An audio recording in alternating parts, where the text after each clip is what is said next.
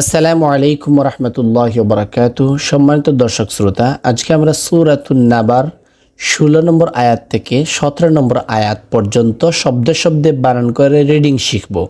তাহলে আসুন ভিডিওটি শুরু করা যাক। আউযু বিল্লাহি মিনাশ শাইতানির রাজিম। বিসমিল্লাহির রহমানির রহিম।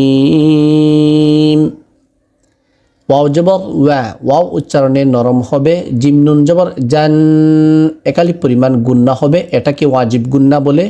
নুন খাড়া জবর না, একালি পরিমাণ টান হবে। তা দুই জের তিন, ওয়া জান্নাতিন। হামজা লাম জবর আল, হামজা উচ্চারণে শক্ত হবে। ফা আলিফ জবর ফা, একালি পরিমাণ টান হবে। ফা আলিফ দুই জবর ফান, এখানে আমরা থামলে এক জবর পড়ব। আলফাফা। হামজা নুনজের ইন, হামজা উচ্চারণে শক্ত হবে, নুনের মধ্যে গুন্না হবে, এটাকে ওয়াজিব গুন্না বলে। নুন জবর না, ইন্না।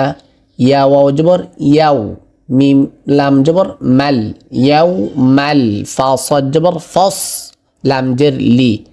ইন্না ইয়াউমাল ফসলি।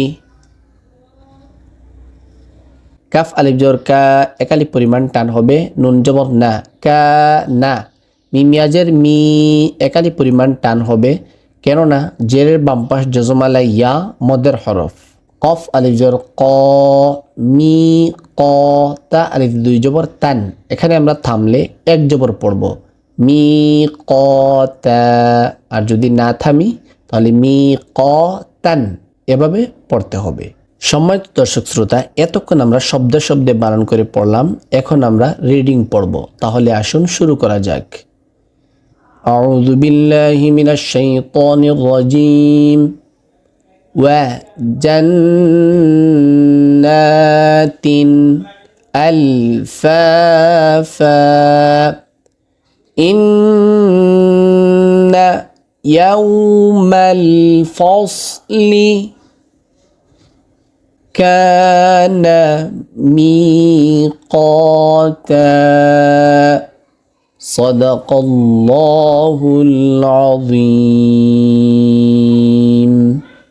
সম্মানিত দর্শক শ্রোতা, এই ছিল আজকের ভিডিও। ইনশাআল্লাহ পরবর্তী ভিডিওতে আবার দেখা হবে। সেই পর্যন্ত আপনারা ভালো থাকেন, সুস্থ থাকেন এবং লাইক এবং সাবস্ক্রাইব করে চ্যানেলটির পাশে থাকবেন। নামাজের সময় হলে ওয়াক্ত মতো নামাজ আদায় করে নেবেন। আসসালামু আলাইকুম ওয়া রাহমাতুল্লাহি ওয়া বারাকাতুহু।